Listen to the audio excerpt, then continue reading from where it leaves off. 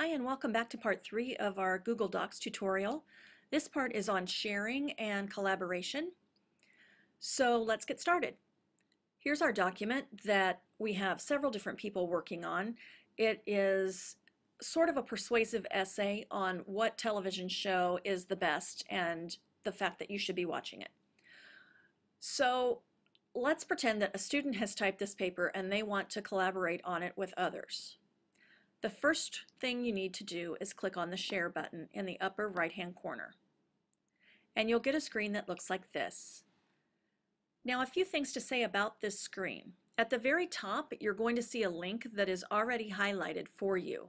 That link can be shared with people very easily. Just copy and paste it and email it. A much easier way to get collaborators on your project is to come down to Add People. Once you click here, you can choose from people in your contact list.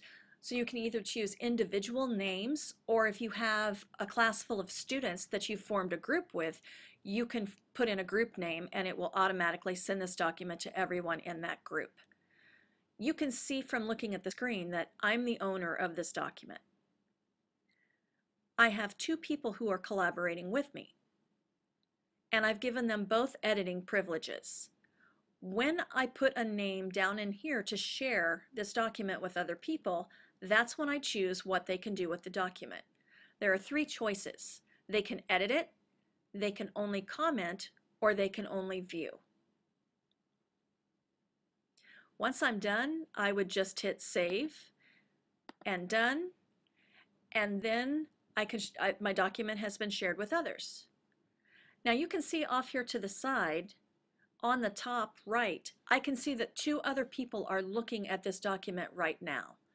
And if I turn this button down, I can see who they are. The nice thing that helps with organization when you are sharing documents and collaborating is that each of your collaborators will have their own color. So I have a pink collaborator and I have an orange collaborator, and it tells me who is assigned to each one of those colors. And then I can have a real-time chat with those people right here. I can type whatever I want to, and they can type to me.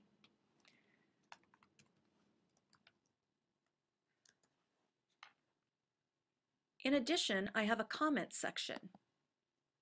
I can type any kind of comment. For instance, Katie Taylor has done too. I'm curious, what's the second reason why it's a good show? Blood, violence, gore, psychological impact? Very nice. She's adding to my paper by giving me suggestions here. I'm not certain about the genre comment. Which genre has he not worked in? Musicals? Nice. Okay, so this is where my comments are, and this is where my live chat is. Over here, there's a great feature for teachers and for people who are collaborating. And you'll see that I've made comments out here to the side, and so has Sammy Salthawk. Okay? Right over here, the way to make those comments is you highlight the text that you want to make comments about.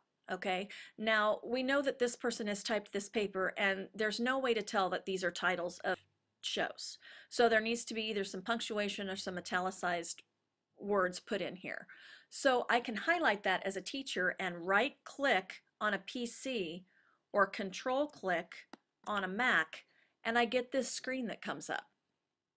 By clicking on the comment section, automatically I can say whatever it is that I need to say.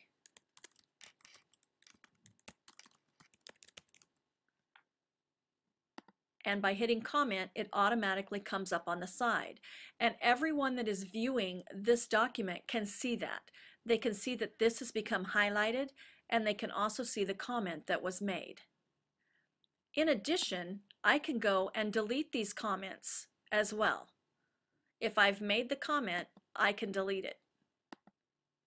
If I didn't make the comment, like on this one, I didn't make it. Let's say this was my teacher telling me that I needed to do something. I can do it and hit resolve, and then the comment goes away, which means when my teacher doesn't see that comment anymore, that means that I've done it.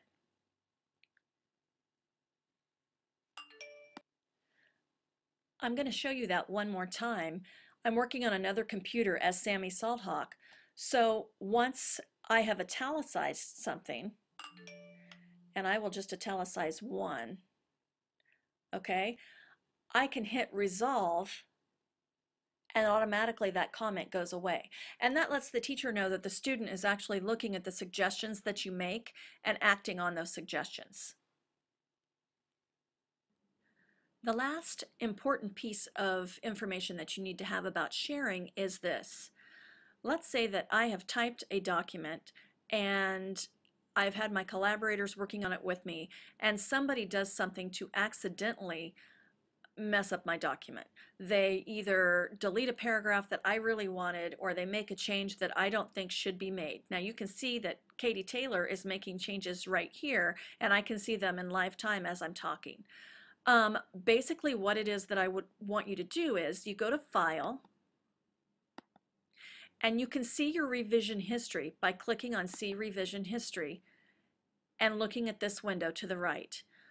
When you see this window, you can click on any time that you want to go back to and restore the revision.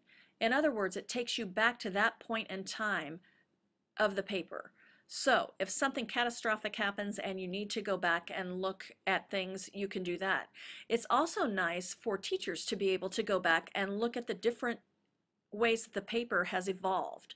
So I can click on any one of these times and see how things have changed and see how additions and subtractions have been made. And then in order to get out of that revision window, I would just click the X. So that is how you share a paper using Google Docs.